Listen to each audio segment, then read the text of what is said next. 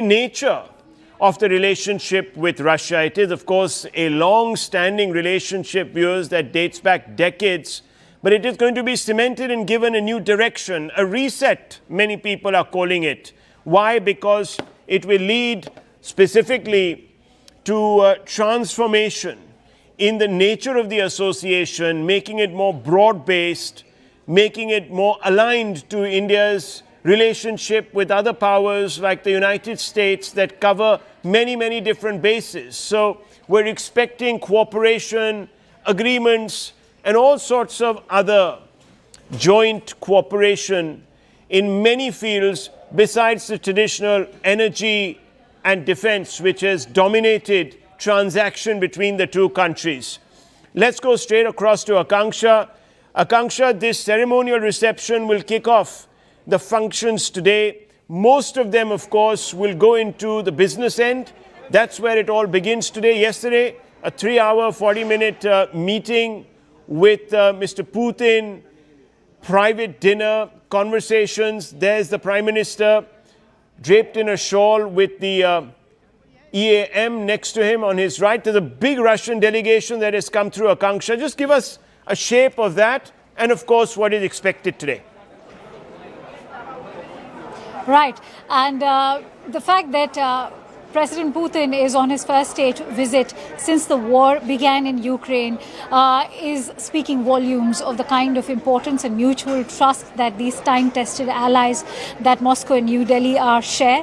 The fact that Prime Minister broke away from protocol, went and received his very good friend right at the tarmac, the fact that they shared the car ride back to Prime Minister's residence, where he was also hosted to a private dinner, all of that combined with what we are going to be witnessing tonight, where President Srimati Draupadi Murmu will be hosting the Russian president to that state banquet.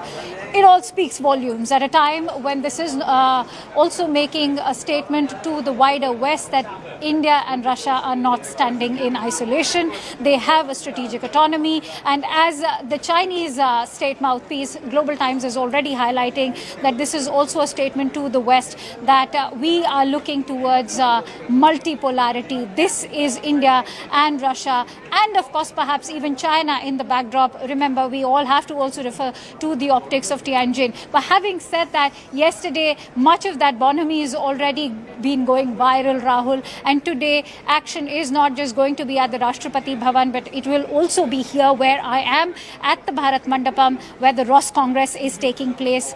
Yesterday was the India-Russia Business Forum, which was also graced by the Russian delegation, and at the same time India's Commerce Minister, who also emphasized on the need for diversification of the India-Russia trade basket, which is of course flourishing, but it is a tad bit skewed. And that's why today, just minutes ago, we broke that news about all the host of agreements that are currently taking place in Ross Congress, where I am currently as we speak.